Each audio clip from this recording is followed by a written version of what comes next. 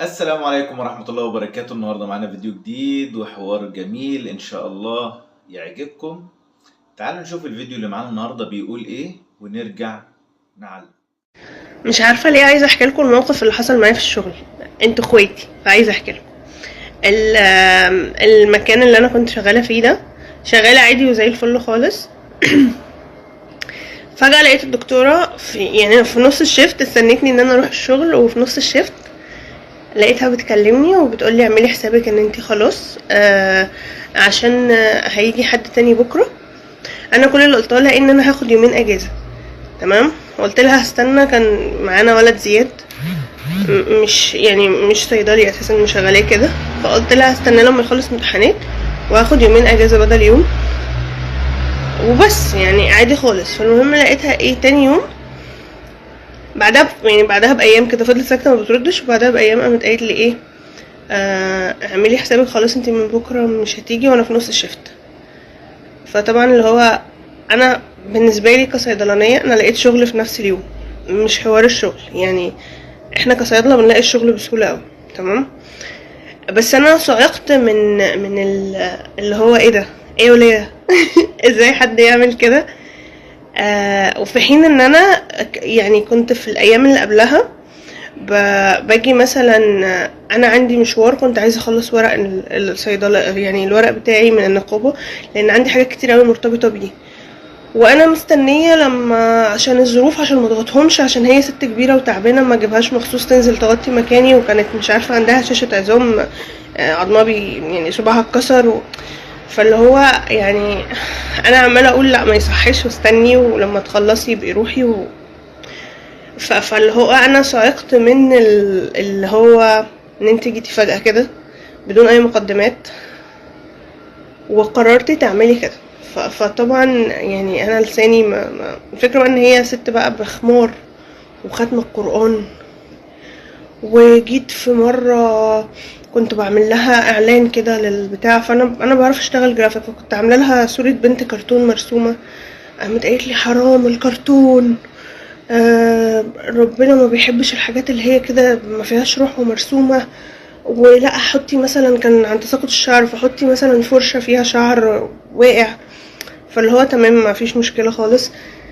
وبقى في دماغي بقى ده ملتزمه يا جماعه، ده الدين بيشر. فتفاجأت من الطريقه اللي هو او الغدر، ان هي ما قالتليش مثلا، يعني هي ما قالتليش ان انا هشوف حد تاني، ما قالتش اي حاجه. هي جت فجأة دورت وهي ساكته وقامت جايه قايلالي، تمام.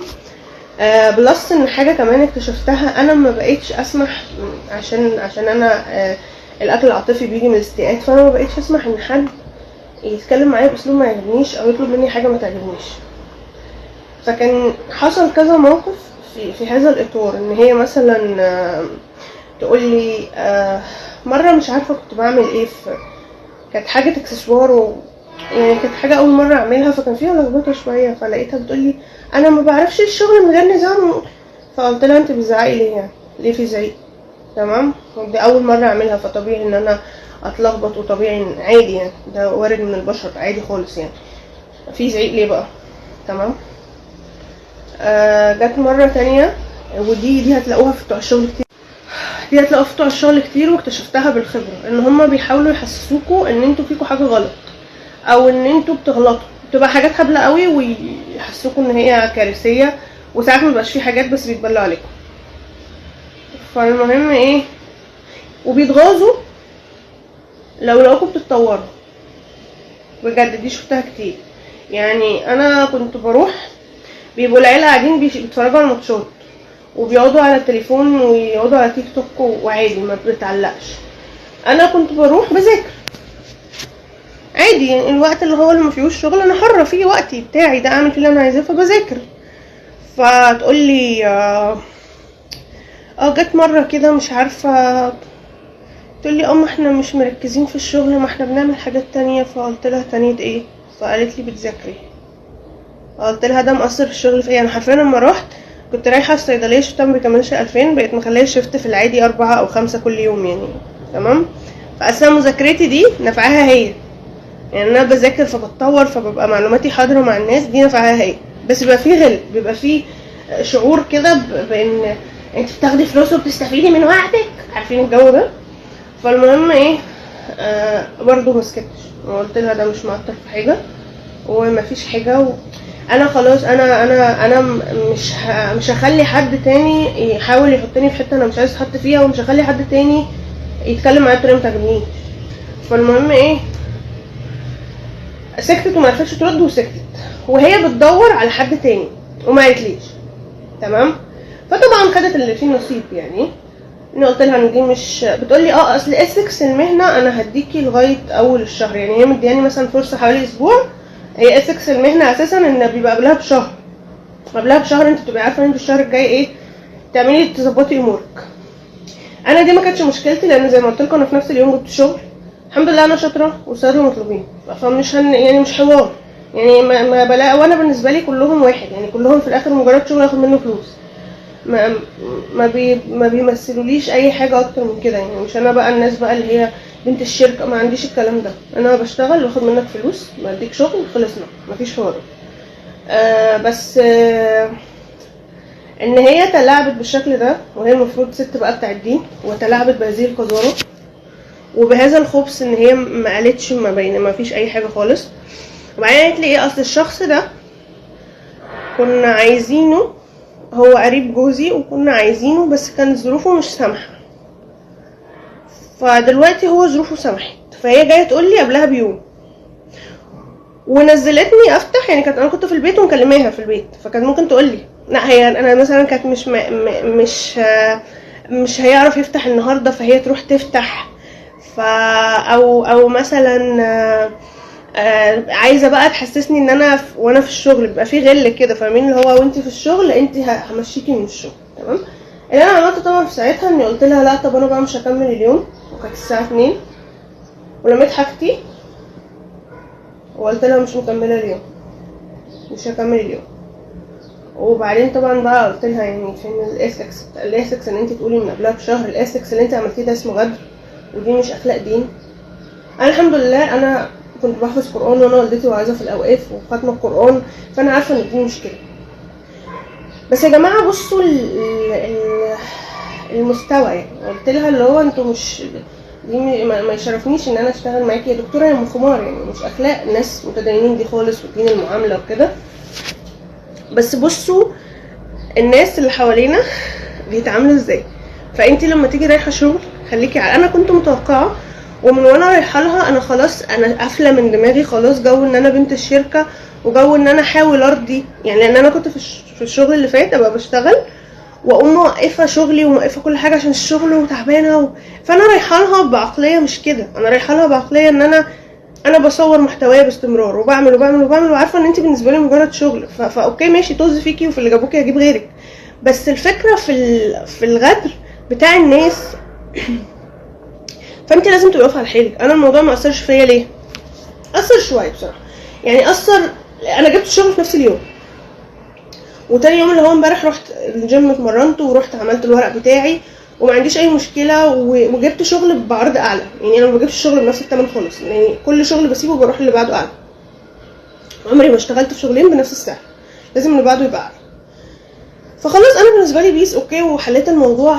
بس بصي كميه الغدر اللي في الناس وكميه الوضاعه اللي في الناس، فانت طول الوقت تبقي عامله حسابك ان ده المجتمع ودي الناس وده المستوى اللي انت هتعاملي بيه مع الناس، هما الناس كده. فحطي في دماغك ده، مفيش الناس طيبه، مفيش انك تقعدي في مكان وتنسي بقى وما تذاكريش وما تتطوريش وتقولي ايه اصل خلاص بقى ما لا، خليكي عارفه ان ممكن الصبح تبقي بره فتجيبي مكان غيره بشطارتك وبشغلك، فاهماني؟ وخليكي عارفه طول الوقت ان انت تبقي عامله كده عزيزه كده، مفيش طز فيكم في اللي جابوك. وما تحطيش في دماغك ان صاحب الشغل اعلى منك. بينا مسار، انا دكتوره بقى عليلك، انا علت لها شفتها، انا بسبب مذاكرتي وبسبب توفيق ربنا علت لها شفتها وانا دكتوره، وهي صاحبه الصيدليه. بديكي وقتي مقابل فلوسك، محدش احسن من حد. تمام؟ اتعاملي بالطريقه دي عشان المجتمع ابن جزمه والله العظيم. ويلا باي.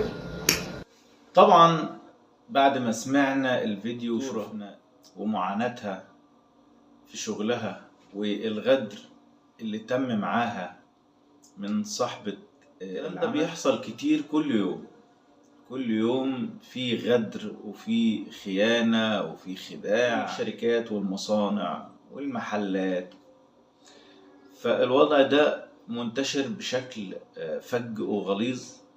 لكن أنا شفت الفيديو حبيت أوصل بيه رسالة للخونة. أنت كشخص مثلا في إيدك سلطة، أو أنت صاحب عمل أو صاحب مكان أو مدير، شخص شغال ومسستم أموره في مكانه أو في بيته أو في حياته على الشغل اللي هو فيه ملتزم. طبعا بغض النظر عن شخصية الموظف، يعني سواء كان سوي أو غير سوي، ملتزم أو غير ملتزم، لازم الأول نحط قواعد. طبعا في العقد بيشترط في العقد، في بند في العقد، أي عقد شركة مصنع، أي عقد بين المؤسسة الإدارة وبين الموظف أو العامل، في بند الاختار. أنا عايز أسيب الشغل، سواء العامل أو الموظف عايز يسيب الشغل، بيبلغ قبلها بشهر عشان الإدارة تقدر توفر البديل. وكذلك الأمر الإدارة بتخطر العامل أو الموظف إن العقد بتاعه هينتهي الشهر الجاي مثلا، يعني أو مش حابين إن هو يكمل فبيخطروه. هو دلوقتي قانون العمل حفظ حق العامل والموظف إن لازم يكون في إخطار في نهاية عقده، لأن العقود أغلبيتها دلوقتي سنوي، عقد بيتجدد كل سنة في كل المؤسسات.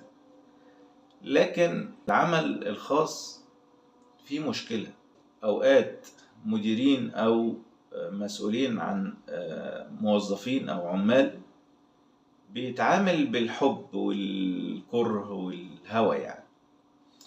فطبعا لما بيلاقي شخص قدامه قوي الشخصية، أو بغض النظر عن الشغل، يعني انتوا سمعتوا الدكتورة بتقول أنا مجتهدة وبذاكر، انتوا فاهمين يعني عندها طاقة إيجابية. فطبعا الناس اللي زي كده بيبقوا مكروهين في وسط الإدارات أو أصحاب المؤسسات أو الأماكن اللي بيبقى شغال فيها موظفين بالنشاط والمجهود ده، والشخصية اللي هي ليها كيانها وليها حياتها الشخصية. لا، هو عايزك انت شغال معاه. كلمة معاه دي احنا بنلطفها، يعني بتبقى اسلوب يعني ايه، احترام للادميه والانسانيه. لكن بعض الناس عندهم حته انت شغال عندي، او مدير في مكان الموظف اللي تحتيه شغال عنده، فكر يعني هو في اعتقاده ان الموظف والعامل شغال عنده، هو فهمه كده. طبعا ده جهل تمام وعجرفة. والشخصيات دي بتكون من أقذر الشخصيات اللي ممكن تشوفها في حياتك، سواء بتتعامل معاهم في شغلك أو في الحياة العادية يعني.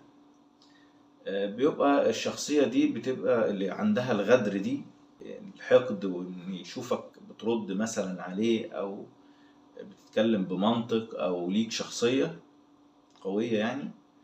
لا، ما تبقاش على هواه. وعايزك تبقى شخص مطيع أليف، يقول لك اعمل كذا حاضر حتى لو هو غلط. والطب يعني تحاول بقدر الإمكان إن أنت تكون بتعرف تطبل له، يعني أي حاجة يقولها الله عليك يا فندم، الله عليك يا مدام كده يعني، فاهم؟ فطبعا أغلبية الناس اللي عايزة تعيش، وبعض الناس اللي يعني شخصيتهم مش قوية فبتمشي معاهم الأمور، يعني بيطبل ويبلغ المدير بتاعه بكل حاجة بتحصل عشان يكسب بنطة عنده أو عند صاحب الشغل يعني. طبعا الشخصيات دي موجودة بشكل فج وشكل كبير يعني. وطبعا اللي أنا عايز أقوله في النقطة دي، مفيش حد، مفيش مخلوق على وجه الأرض بيرزق بني آدم، يعني مفيش، دي شيلها من القاموس كده. الرازق هو الله عز وجل، تمام؟ لكن المشكلة مش في المادة أو في الفلوس أو الشغل، قصة بتبقى عامل نفسي أو انطباعات بتتكون وبتترسخ في شخصية المغدور بيه.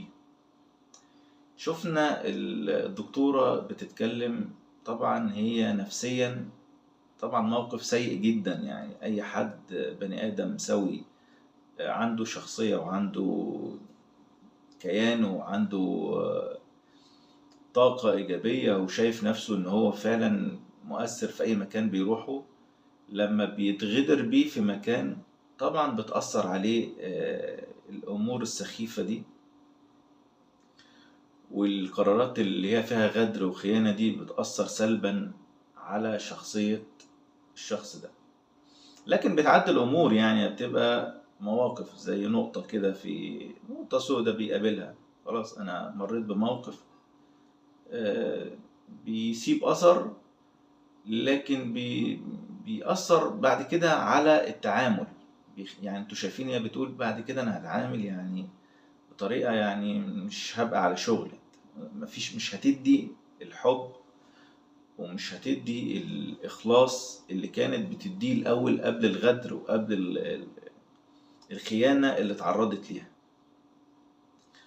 طبعا السبب في ده الخاين الأساسي اللي هو المدير أو صاحب الشغل أو صاحب المكان، لأنه ما احترمش إنسانية الشخص ده وما تعاملش بما يرضي الله، تعامل بالخيانة. شيء طبعا كلنا عارفين يعني حرام شرعا، ويعني في ظلم كبير جدا، ودعوة المظلوم طبعا ليس بينها وبين الله حجاب. والناس اللي بتستهون وبتستهتر جملة حسبي الله ونعم الوكيل، انتوا شايفينها عابرة بتتقال وخلاص؟ لا، ده ليها أثر كبير جدا على الظالم، والظالم لو يعرف عقابه عند ربنا أو اللي هينوله من ظلمه للناس، يعني مش هيفكر 1000 مرة، لا ده هو هيراجع نفسه مليون مرة قبل ما ياخد قرار في خيانة. بقى في عجرفة بشكل كبير جدا في المؤسسات وفي المحلات وفي شركات وفي المصانع، نفس القصة دي. وبنشوف صفحات كتير على السوشيال ميديا بتتكلم في نفس السياق ده والموضوع ده، وكل واحد بقى بيعرض الموقف اللي حصل معاه ومر بيه. طبعا الرسالة اللي أنا حابب أوجهها للخونة، هتقف لو أنت حياتك كلها بتعمل خير وعشان ترضي ربنا أو كده، بتصلي وبتصوم وبتزكي وبتعمل الخير وتأدي فروضك وبتعمل كل حاجة، هتيجي بعد ما تعدي الصراط هتقف على باب الجنة، خلاص انت عديت ومبسوط بقى، خلاص انا داخل الجنة اهو. هتلاقي الملك بيوقفك على باب الجنة وبيقول لك حاسب ما تدخلش. هتقول له ايه ده، انا عديت الصراط ده، كل اللي بيقع هو اللي بيقع في النار، انا عديت. يقول لك لا، في عندك مظلمة. هتقول له مظلمة ايه؟ هيقول لك انت ظلمت فلان، فلان ده هيجيبهولك، سواء بقى شوف بقى انت ظلمت كام واحد. تمام، هيجي يقف هيقول لك ايه، هياخد من حسناتك. لا قدر الله بقى انت حسناتك كانت على قد الشخص اللي انت او اللي فاضل لك من الحسنات على بعد ما عديت الصراط، الشخص ده قال لك انا عايز حقي واخد الحسنات اللي عندك، وبعد ما عديت الصراط تلاقي نفسك في جهنم. راجعوا يا جماعة الكلام ده فعلا مرعب جدا، مرعب جدا جدا جدا. الناس اللي مستهترة في الظلم ومفكرة ان الظلم ده يعني عادي، انا واحد مش عاجبني في الشغل بيرد كتير شايف نفسه، لا انا مش عايز كده، مشيه. هو هيشتغل مش هيقف عليك، زي ما الشغل برضه هيجي واحد غيره يشيله ويشتغل عادي، لكن انت الخسران. كواحد خاين وظالم. انت اللي هتقف على باب الجنة لو عديت لو عديت الصراط، يعني ده اذا عديت. يعني اغلبية الناس اللي بتبقى خاينة دي جهنم وبئس المصير، لان بيبقى حياته كلها ظلم للناس، وحياته بتبقى يعني فقيرة جدا في عمل الخير يعني. فاللي انا عايز اقوله الناس تراعي ربنا، يعني حافظ على انسانية وادمية الشخص اللي بيتعامل معاه ايا كان منصبه ايه او مكانه ايه في الشغل. نحافظ على بعض. انت مش عايزه معاك مفيش مشكلة، مفيش مشكلة عادي، حرية. انا مش عايز فلان، مش عايز علان، مش عايز، دي عادي جدا.